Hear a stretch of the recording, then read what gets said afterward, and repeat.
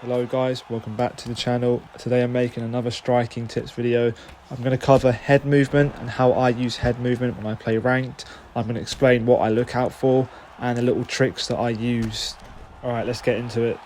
The first one I'm going to show you is how to set up slip straights. It's a super effective counter to the 1-2 combination. As you can see here, my opponent throws it twice. I was able to get the read the second time. So what I look out for is that jab that hits my block, and then I slip and throw straight on the second shot he throws. Alright, so that's how you set up slip straights. I'm now going to show you how to read patterns. In most cases when you play online, your opponent will throw one combo, switch it up, and then throw the original combo again. As you can see here, Volkanovski, he throws a 1-2 combo, throws a hook combo, and then returns to the original 1-2 combo, which I read. If you guys can get in this thinking process where you can learn your opponent's pattern, you'll set up your slip straights more frequently and you'll win your fights. Alright, another way you can set up your slip straights is by throwing a combination and then slipping straight after it. So I throw my combo and then I'm slipping straight after. You can make this read if you've noticed that your opponent always throws back as soon as you finish your combination, because that's what some people do. And if your opponent isn't throwing a jab after you've thrown your combination, then maybe you can think about setting up a pull counter. Alright guys, I'm now going to show you how to set up pull counters.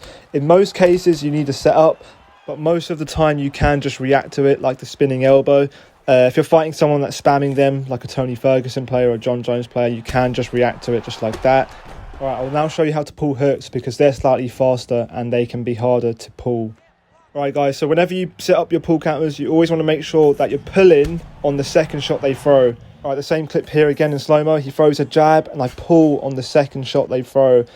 It's not always going to be a jab they set up with. They can throw a double hook. They can set up with a lead uppercut and then throw a hook.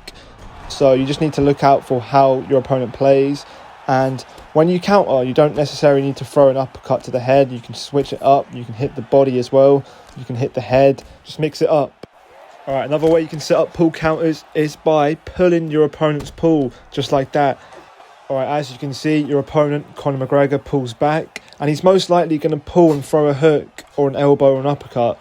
So look out for his pull. And when he does do it, pull yourself and counter with your own shot. Alright guys, moving on to my body shot slip counters. So basically what that is, it's basically when you hit the body and your opponent returns with an uppercut. So you slip it and return with your own counter, just like that. Here again in slow-mo, so I hit the body, my opponent throws an uppercut, so I slip it and return with my own counter. Guys, I do recommend you practice this counter with a friend just like I am. So I'm playing with a mate and I'm telling him to return an uppercut every time I hit his body. And every time you counter, you don't necessarily have to hit the head. You can hit low, you can go high, it doesn't really matter. You don't have to throw a hook, you can throw an uppercut. You don't really need to throw a punch, you can fake them out. You can feint the shot and slip as well, just like I'm doing here. And yeah, if you keep practicing this, you will become good and you will win your matches. I do this all the time. If you watch my TikTok clips, most of them are slip counters, just like this one.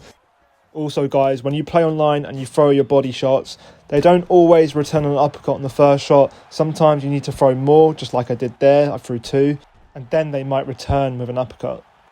Right guys, this is the final tip. I'm going to call it survival tips because this tip comes in handy late game when you have low block and low head health.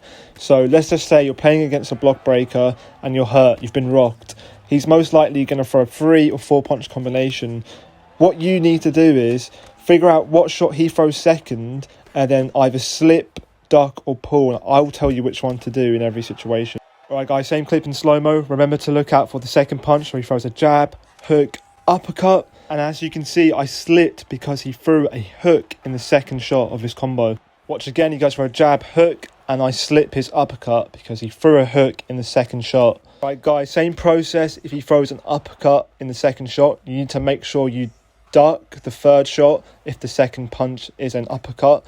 So just remember, you're only doing this because you're hurt and your block is low, because if he does get that third punch in, you will get dropped or he will do a lot of damage. Alright guys, that is the end of this video. If you did like it, make sure you drop a like, drop a comment below. If you want me to make more videos like these, more striking tips, then definitely drop a comment below. And I'll see you guys in the next one. Peace.